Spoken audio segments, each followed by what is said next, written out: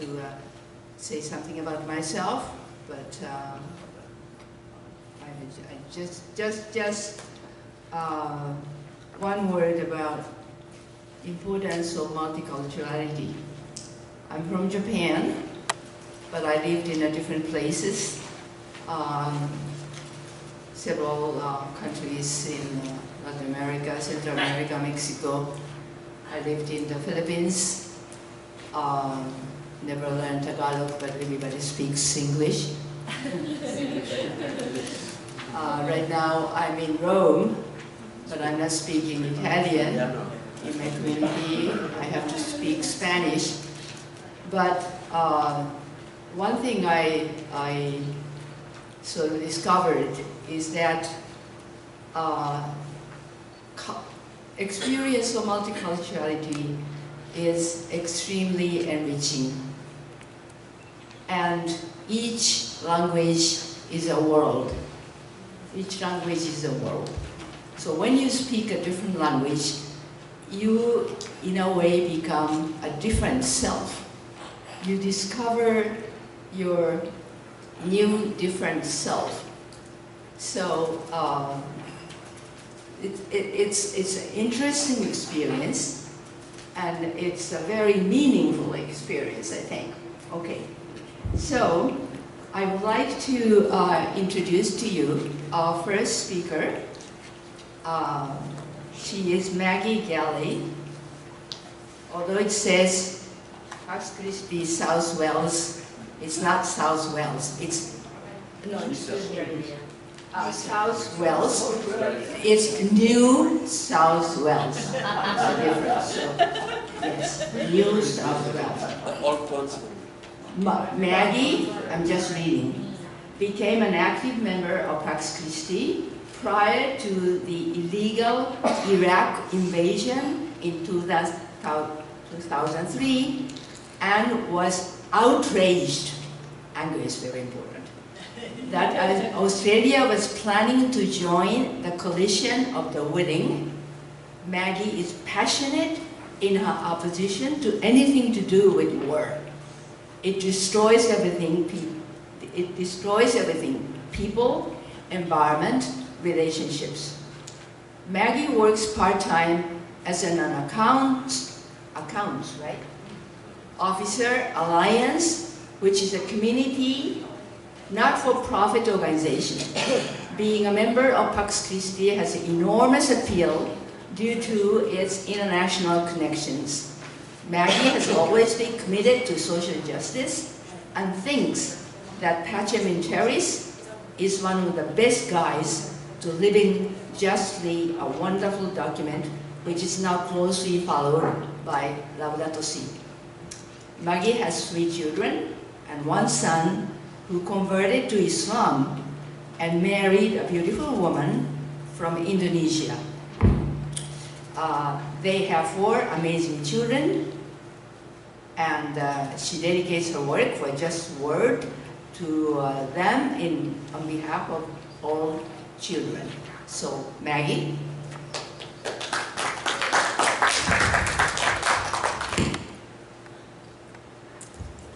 Thank you for that introduction, Filo. Just on the question of multicultural, Australia has a political crisis at the moment. There have been so many members of Parliament who have been outed as having dual citizen. And in our Constitution, you cannot have dual citizen. You must relinquish the citizenship of your country or your mother country. So it's quite a strange circumstances that we have happening in Australia. As each week goes by, it seems like another member of Parliament identifies as having citizenship in another country. That's just an aside. I thought I would just begin talking a little about Australia and how Australia was on this topic. I think Australia was doing pretty fine up to 250 years ago, And since colonisation, that word again, we have gone downhill ever since. Our Aboriginal brothers and sisters of past looked after the country very well. So, in my view, Australia is being misgoverned both on climate change and sustainable use of resources.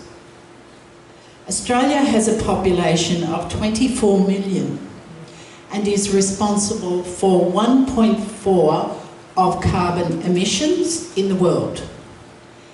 Now, this doesn't seem much. However, what is not broadcast very widely is the data that puts Australia as the highest producer of carbon emissions in the world per capita, with 26 tonnes of greenhouse gases being emitted per person. By way of comparison, I've drawn on the data regarding South Korea that has a population of 51 million, is responsible for, again, 1.4% of the carbon emissions, but only 13 tonnes of greenhouse gases being emitted per person. I think this is just very stark comparison. Twice the population and twice the greenhouse gases. So Australia's got a lot of work to do. Energy policy is a hot issue in Australia because energy costs are increasing and politicians are using the affordability of electricity or energy to pursue a program that does not take seriously climate change. There are two other economic happenings that creates insecurity, and one of them is wages growth has not kept pace with cost of living. Inequality is increasing, and the workforce is changing from secure full-time employment to casual and part-time work. So what I've asked to be put up on the screen is this. It's a climate change tracker, and as you can see, there are different countries at different parts of meeting their targets for the Paris. I think this is data that relates to the Paris Summit targets. So you may see your country there, and you will see Australia itself is inefficient. Japan, highly insufficient, sorry. America, critically insufficient. So it's actually a bit of an exercise to go through those carbon emissions charts. The greatest carbon emissions, of course, are the two big countries, USA and China. I think China is ahead. I think China is more. I mean, it's just interesting when you start to look at that. So now I'll just return to the talk. I just thought it might be interesting for you to hear a little about Australia, our environment, our political environment. So I've titled my presentation is From Little Things, Big Things Grow, and that happens to be the name of a song by Paul Kelly. The reason why I've chose that is because Tax Christi Australia is very little. We've got approximately 200 members in all of Australia, and the largest number of members are in Victoria. In New South Wales, there are about 60 members on our database, and of this number, there are about 10 to 15 active members. I mean, our members may do things that we don't know about as well, because they would receive disarming times or any of the connections that we have. So in Queensland, there are about 10 members and only a few active members. So We do not have a secretariat. All of the work that happens under the name of Pax Christi Australia, New South Wales, Victoria, Queensland is all voluntary. What do we do about combating climate change? As Pax Christi, I say not much. We publicise any actions that fall within any of our concerns, including refugees, climate change, nuclear issues, LGBTQI, on all extensive email lists, specifically managed by Claude, our website and Facebook. So we kind of use social media as one avenue. Claude manages 4 websites, or maybe it's 5 now, I don't know. Or Facebook's, is it, Claude? His own with over 1,200 friends, which overlap with the Pax Christi Facebook page. Pacific Climate Watch and Australians for Marriage Equality. We don't have a huge following, but we continue to use social media as one place of education and engagement. Now change the question to what do our members do to combat climate change. Now I can respond to this question. There are a number of very active Pax Christi members working with other groups who do a lot to combat climate change. And of course one of them is our very own Father Claude Mostoy. Claude recently attended the Bonn Climate Change Conference, and I've put this slide up to show, this is, I'll get Claude, if you can come Claude, and just identify the people that you are there with in Germany.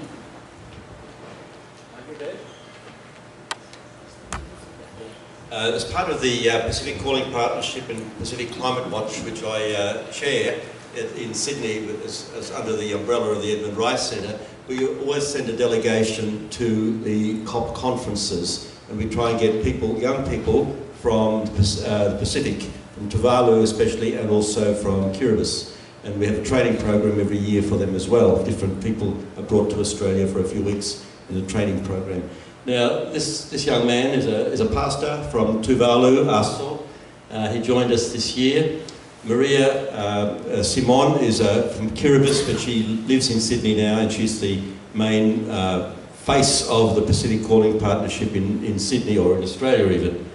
This young woman is Kwata from Tuvalu, a mother of 4. She joined us, and young Varsity. She's from Kiribati. Born in Kiribati, but now living on Christmas Island in the Pacific. Vincent Sikari works for the Pacific Calling Partnership in Sydney. This young man is a German, Oliver. He actually was, when we lost our accreditation because governments didn't want NGOs at this last COP conference, a number of us lost our accreditation from the governments. And he organised for NGOs to give us accreditation, so we didn't have to be beholden to governments and so on. This is a young man, his name is Hirota from Kiribati, a very active young man.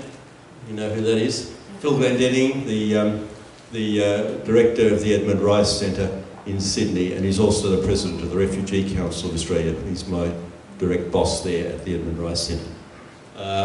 Did we have? Oh, this man I forgot. This is the former president of Tuvalu, Anote Tong, and a great spokesperson. We had actually worked, and we're still working to get him the Nobel Peace Prize for his work in climate change and raising the profile of the Pacific nations in this regard. Another member which we don't have here was Prime Minister Sopawanga from Tuvalu, a very active person on this whole question of climate change.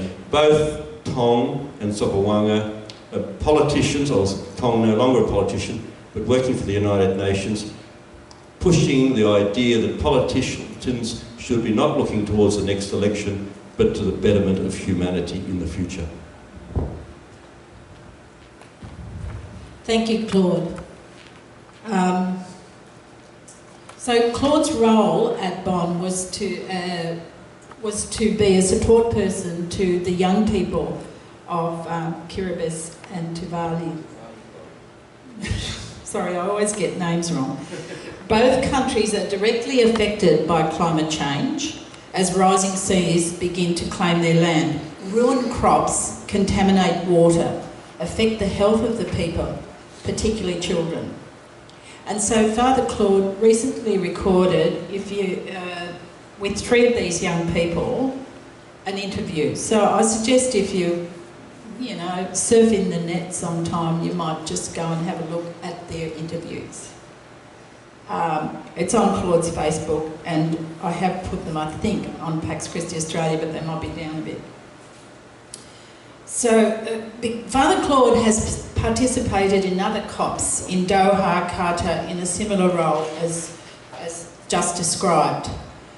So the important thing is to remember that we stand in solidarity with these people and help them to amplify their voices about their situation. And quite importantly, we do not speak for them. And that's the work, as Claude said, of Pacific Calling Partnerships, which has for some years brought to Australia young people to train them, as Claude says. The partnership was a response to calls from these Pacific nations for assistance, but not to do the work for them. Mercedarian McInerney is also a Pax Christi New South Wales member, and she volunteers 2 days a week at Pacific Calling Partnerships, which is located at the Edmund Rice Centre for Justice and Community Education, what Claude just spoke about. It's an initiative of the Christian Brothers, established to challenge popular beliefs and dominant cultural values, to ask the difficult questions, to look at life from the standpoint of the minority, the victim, the outcast, and the... Sorry about that. Oh, sorry, I've missed the outcast and the stranger. So what Moderator does is a lot of administrative support work for actions to happen. Moderator arranges all of the she does all of the administrative work for the participants to attend those international gatherings. And so it's kind of unseen work. There's a lot of stuff that has to happen for any... This event would be one where there's all these people that have been working in preparation for this event, not always visible. So Moderator is a valuable addition to the Pacific Calling Partnership, and we're very happy that she's with us at Pax Christi, New South Wales. Jill Berriz. Australian religious response to climate change has been involved in the mega climate petition, which was run by volunteers from all over the country getting signatures from the public. It was a great action because it operated on several levels. It was completely legal, so not too confronting. It provided opportunities for conversations about climate change with parishes and different faith communities who are regarded as being conservative about these issues. So it was a consciousness-raising action. And like if my church faith group thinks this is important, I'd better support it. These are the words of Jill. Separate petitions were held in each electorate and presented to each politician by the volunteers. Politicians are generally responsive to people in their electorates. The politicians then presented the petitions in Parliament, so the whole Parliament kept hearing about the concerns of the people on these issues. Pax Christi members were part of this action. Jill Berriz also participated in a Mother's Day action on May the 8th. And a group, break free from fossil fuels. Jill was arrested along with 57 other protesters, and Jill went to court. And what I'd like to do now is to share with you her statement to the judge. Your Honour, it is with sorrow that I stand before you today. A Bachelor of Science graduate, a wife, a mother, grandmother and law-abiding senior citizen. I stand here today because of the absolute urgency of addressing the climate crisis our world is facing. I am sorry because all the legal actions I and hundreds of others have taken, signing petitions, writing letters, taking part in vigils, rallies, huge marches, etc., all have been to no avail. Our country continues to promote the use of coal and other fossil fuels known to play a major role in the CO2 pollution driving climate change. Instead of embracing and promoting a swift transition to the many non-polluting, economically attractive, renewable energy options available. It's just crazy. As a practicing Christian, I am passionately concerned about the need to care for our common home, as Pope Francis describes in his letter to all people, Laudato Si. As a mother and grandmother, I also recognise our responsibility for the world we leave for future generations. How would I answer my grandchildren when they ask, what did you do about climate change? So, therefore, on Mother's Day, May the 8th, 2016, feeling I had exhausted all other options, with some trepidation I joined with 60 other committed, courageous, concerned people of all ages in a non-violent civil disobedient action in Newcastle as part of the larger Break Free from Fossil Fuels action to close Newcastle Coal Port, one of the many civil disobedience actions taking place around the world. This was not an easy decision for a respectable, middle-class, law-abiding grandmother like me, Jill. And as I said at the outset, I am deeply saddened that such action is necessary. However, my conscience would not allow me to do otherwise. That there was no fine. I think she left the court. There were no charges. So Jill has been one of the very active members in our group that works or participates in those actions. I haven't got a photo of Gary. I should have put one up, but Gary Wellsmore is a Christian brother and he's recently come to our meetings. I think he's been a member for some time, but he's just recently coming to our meetings. And he sent me a statement by the Christian Brothers, Oceania Province. And the statement draws heavily on Pope Paul's Laudato Si. So I was really impressed by it.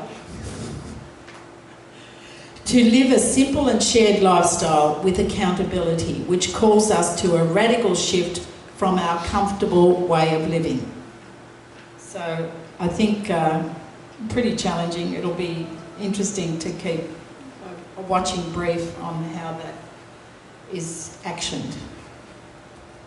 Pax Christi Queensland members and other Pax Christi members in other states are actively opposing the establishment of a new Carmichael Adani coal mine in northern Queensland. You may have seen that on news.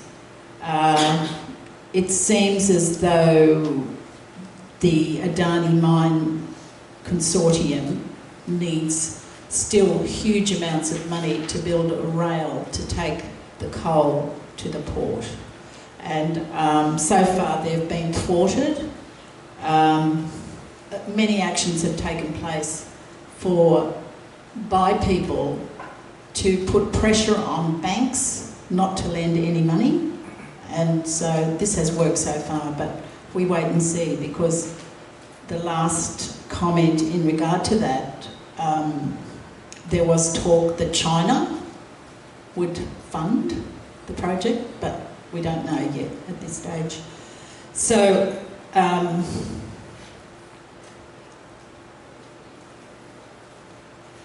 the selling of this coal to India will significantly increase the world carbon emissions, which will then put at risk the Paris Climate Summit Agreement. So it probably won't be us that pollute, we're just facilitating more pollution and the carbon emissions. Although we at Pax Christi Australia are little, we hope that from our littleness, big things will grow. And I must say, just following on from what Caesar said about Joe Camilleri, I've got a photo of Joe. Joe is one of the founding members of ICANN in Melbourne, and he was also one of the founding members of Pax Christi in Australia. So we are very pleased that we know him. And I will just leave on one statement. Were you able to get that? Yes. There's been some difficulty. I've asked Carissa to access a YouTube, and this is the ecumenical. Is the right one? Let me have a look. Yes, that's it. Yes. Should I start it? Yes, start it. So do you mind just bearing, it's not long, it just gives you a picture of the ecumenical presence.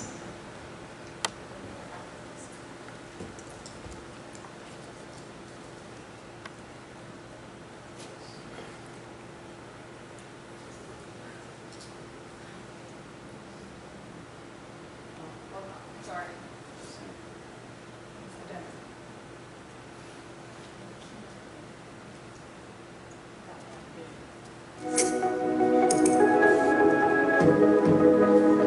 Buddha was the first greedy because he was born under a tree, he got enlightened under a tree, he didn't use much resources.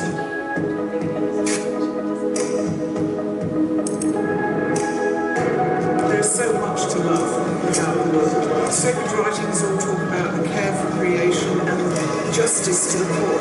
We need action on climate change, otherwise my people, the culture that I treasure, will be disappeared.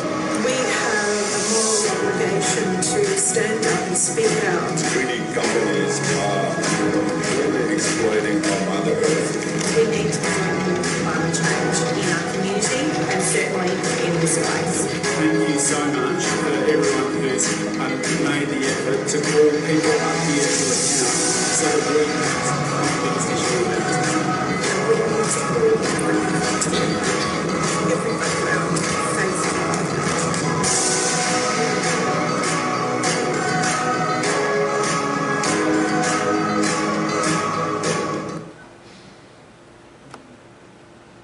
Actually, that wasn't the one that I thought of, but it doesn't matter. I just want to leave with the words of eco-theologian Sean McDonough, who says, "Don't let this Laudato Si moment pass." Thank you.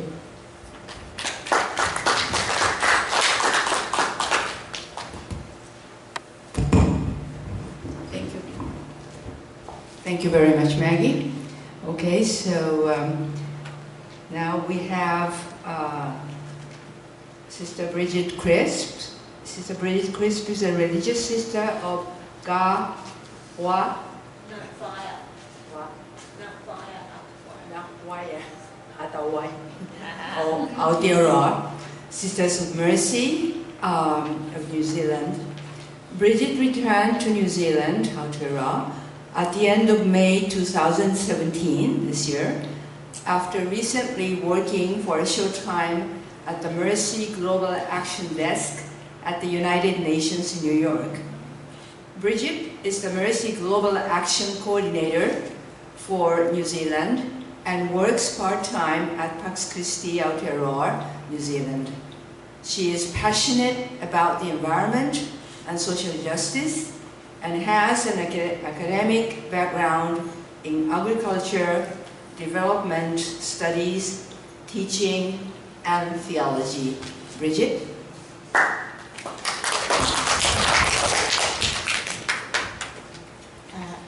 Magadan hapon. Is that right? Good afternoon. Tēnā koutou, tēnā koutou, tēnā koutou katoa. So, greetings. So, the topic, living in harmony with the earth, combating climate change and ensuring sustainable use of natural resources. A little about myself before we begin. Next slide. Right, my name is Bridget Christi, and I'm a Sister of Mercy, na whaia atakai Aotearoa. For those of you who want to know, 20 years of religious life, 17 coming up 18 years as a vowed religious, so that's from the time I've taken first vows. And I thought before I begin my presentation to have my cultural context here, so you know the lens from which I'm talking from, which is fairly important. White, with a Celtic spirituality background. Importantly, in the context of Asia Pacific, I come from a wealthy country. And I'm coming from a woman's viewpoint, as well as that of a vowed religious. And so just to be aware of that, my apologies if I step on anyone's toes in my presentation. So just that's why I put my cultural context. Next slide, please. So what I'm hoping to talk about in this presentation is understanding that phrase, living in harmony with the earth. What does that look like? And then we'll shift into climate change. I'll mention it a bit later, but I had a huge issue with the word combating. Pax Christi, combating. So it's so we're living in the reality of climate change, and of course ways forward within that. Living in harmony with the earth. I'm going to put a quote up that Francis said in a General Assembly before the publication of Laudato Si. May the relationship between man and nature not be driven by greed, to manipulate and exploit, but may the divine harmony between beings and creation be conserved in the logic of respect and care. Next. And I want to unpack this. Go back. I want to unpack this quote by focusing on those two words, greed and harmony. Now you can. So, greed can be defined as an overwhelming desire to have more.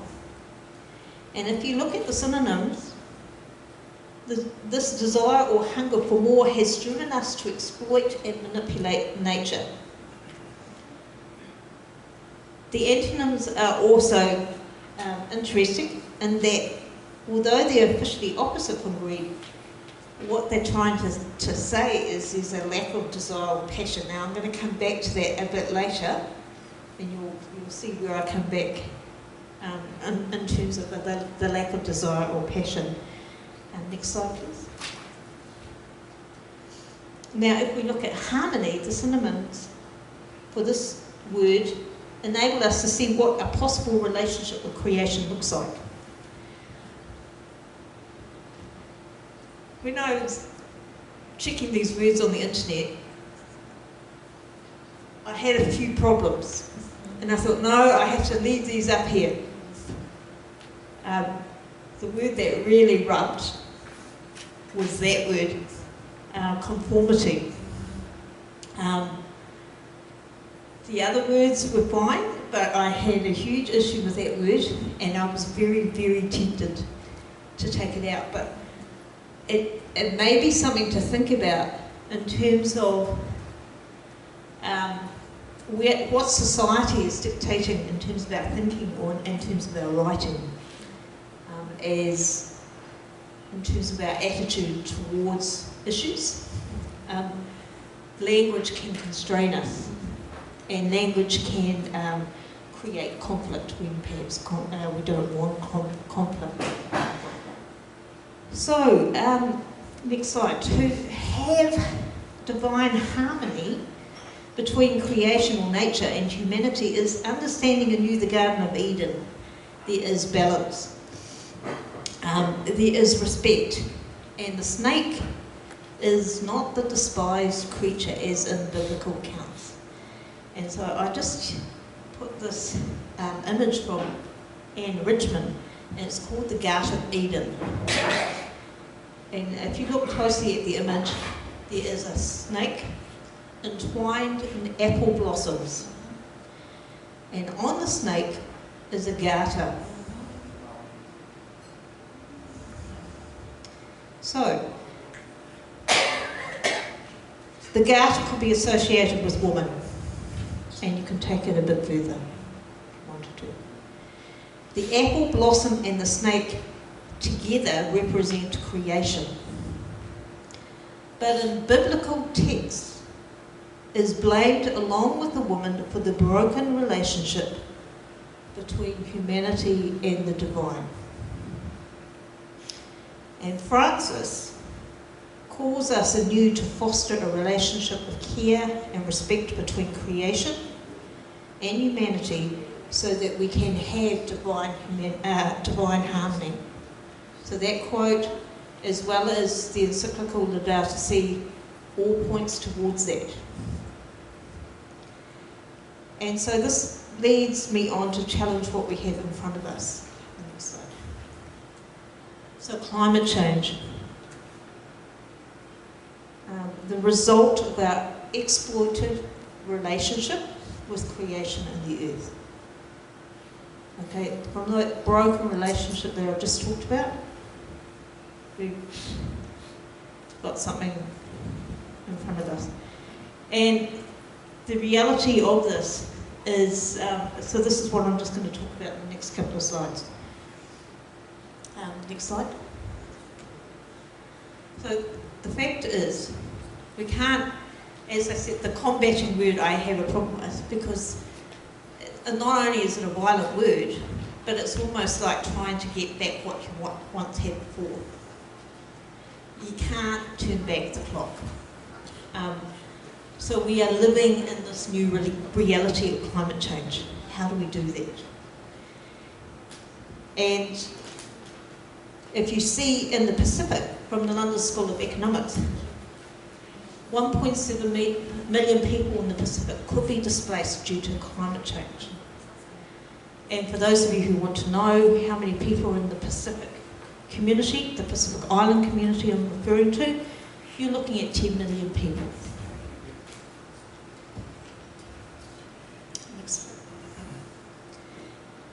And the resources most under threat, which will cause this displacement, and it's for all species, not just the human species, is water quality and food security. And it's not just the reduction of land area. For those of you who are not quite sure about the science, I mean, as the sea rises, the water table rises as well. And so you've got salinisation, or the salting of the earth. Food crops struggle to get, come into maturity. So for the food that a lot of those people are living in, they're going to have huge problems having food security in that. And the image that you had before, you could see the coconut trees are in salt water. So, you know, a copra, taro, yams, they're the ones at the top of my head at present. that will be severely affected, just to name a few. And then we go into the fishing industry. So in terms of the water quality is not just fresh water, it's ocean health. So the coral reefs are also start to die as the acidity and the warmth of the ocean comes about. Now the coral reefs for all the Pacific are what we call the nursery schools for fish. Less fish impacts food security. Not only that, you've got, as the warmth of the water, the fish start moving. Fish is not bound by nations. They go where they want. So they're going to go to cooler climes.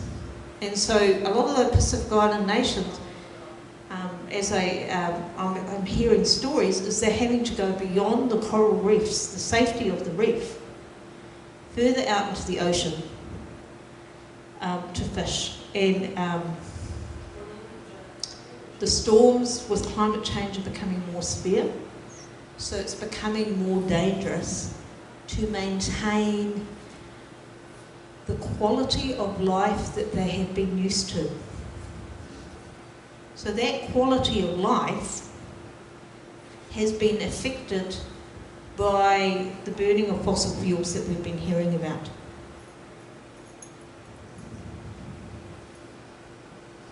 It's also not helped in terms of, with the fishing industry, other nations coming in and overfishing or taking the fish. So if we're looking at the sustainable use of resources, what we need to take the most attention on is the fishing industry. We have to all be on the same page regarding how much fish is taken and ensuring the lifestyle and or the quality of life of our Pacific neighbours.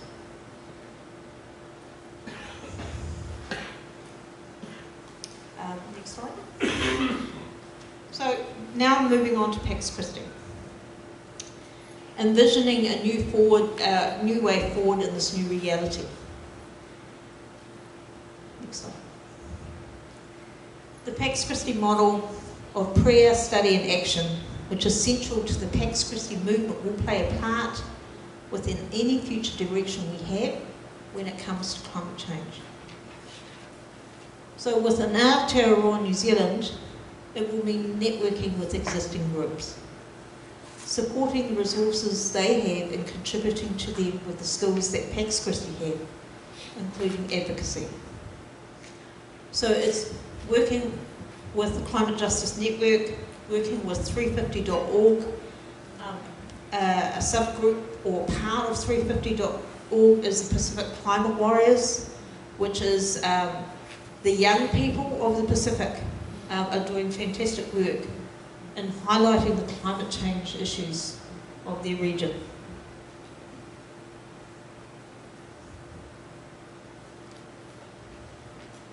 Importantly, we need to keep in mind that we have to build resilience and capacity to be able to live in this new reality, and I've mentioned that before. That is the key. I mean, if you want to measure how we are successful, it's working with, it's whatever communities or people that we're working with, is there resilience, is there capacity? Next slide.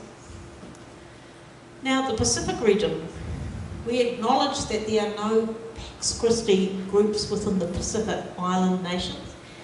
And so Pax Christi Aotearoa New Zealand would like to offer support in helping to form a possible groups in the Pacific and bringing the Pax Christi model into communities one way or another to build that resilience and living with the reality of climate change. And I think if climate change and perhaps the Sustainable Development Goals is going to be a focus of Pax Christi International, we need to think about what is our presence in the Pacific, because both of these issues are critical issues. And last slide. And the Asia Pacific region, how do we work to collaborate together to bring about a collective change?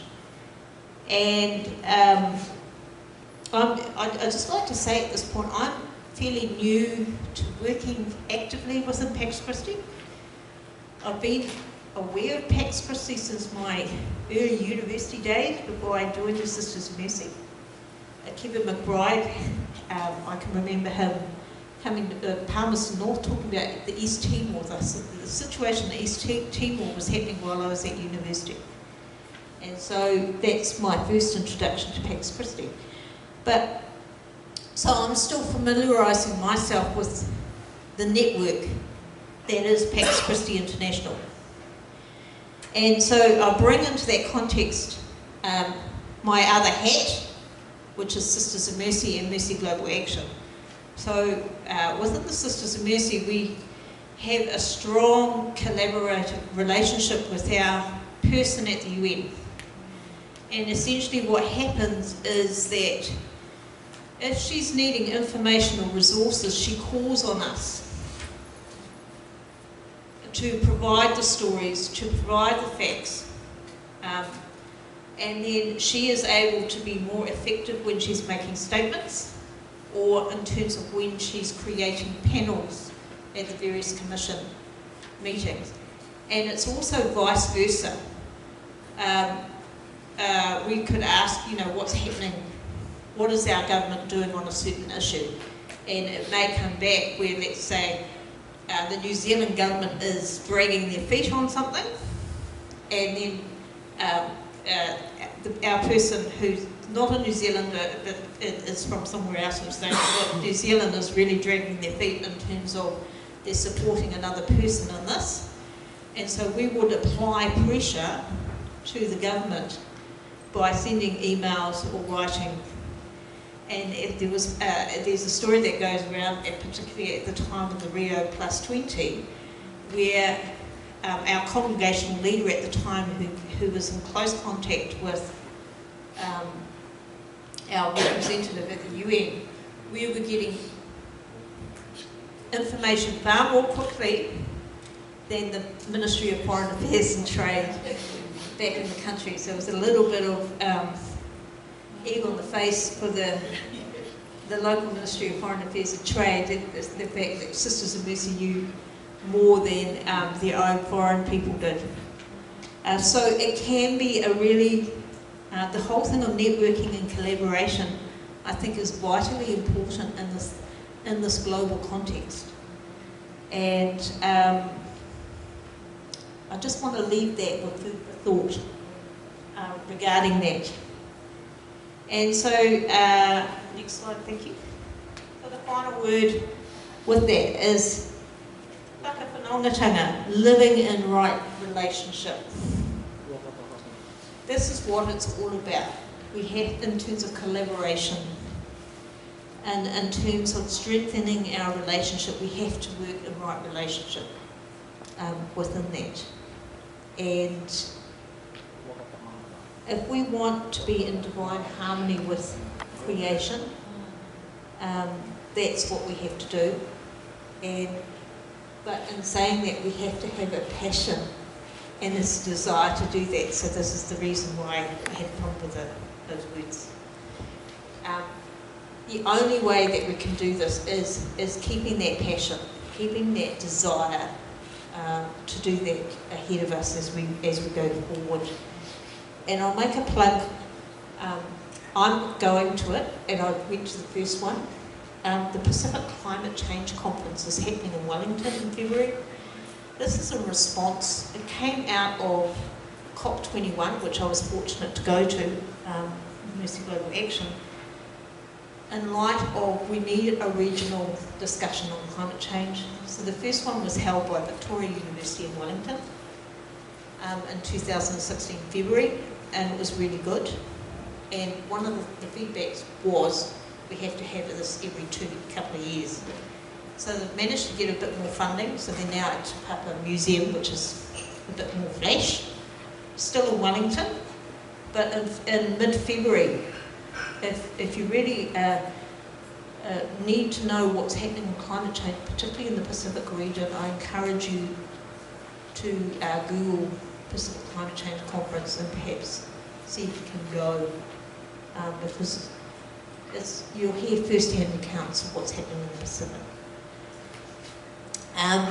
So tēnā koutou katoa. Thank you very much for this presentation. And just before, my contact details was incorrect in terms of email contact details, so feel free, if you want to know anything more, my email address is on the whiteboard there. Thank you.